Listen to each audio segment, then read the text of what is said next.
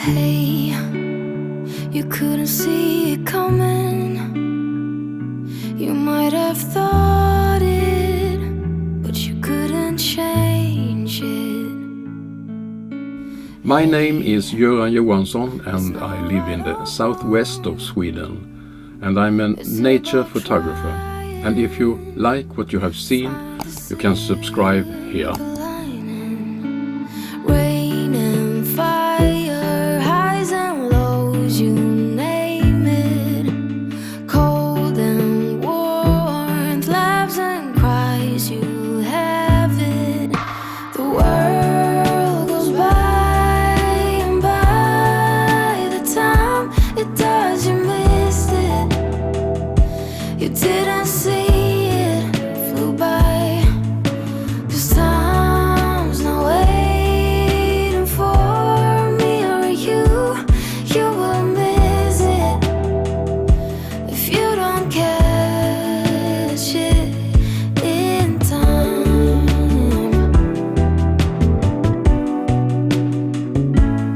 In time. Hi, I'm now sitting in my recreation vertical. I can't say it in English, but it's a car with a house on. Sorry. This is the new lens from Nikon. It's 180 to 600 millimeters, and it's very light. It's 2.14 kilo, and if you take away this, it's 1.9, about 1.9 kilos, and it's very easy to take away, and you can put it on again very easy, just with one hand. If we start from the front, there is a hood coming with the lens, and just by pressing a button, it's very easy to take away and put it on again, and you should hear a click there, and then it's there. So there's a little button, as I said. If we then go back a little bit, you have 4 buttons here on the ring, and there you can program the camera to, for example, if you are out in field and you have a branch where a bird sits often, you just zoom in and put the focus on that branch. Then you use this button to come back to the branch. So if the focus goes in the background and you can't get the branch again, just press one of these 4 buttons, because that you can only program them as a group. So it doesn't matter which of the button you press, you will come back to the branch.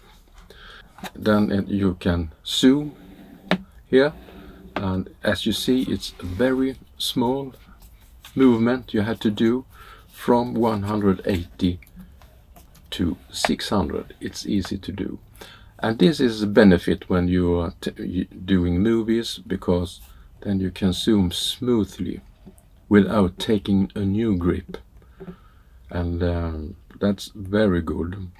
Well done, Nikon. Then you have here the focus ring. You can manual focus with this one, and that's good when you are out. It's very easy to use. So once again, well done, Nikon. And then you have 2 buttons, because you don't have the vibration button. It's built in the camera, and it's 5.5 steps. You can photograph when it's dark, when it's not so good light outside. I have tested it, and I can go down, for example, to 120 of a second with the 5.5 stops, and 600 millimeters, and it frees. So that's the first button here is the automatically focus, or you have the manual focus.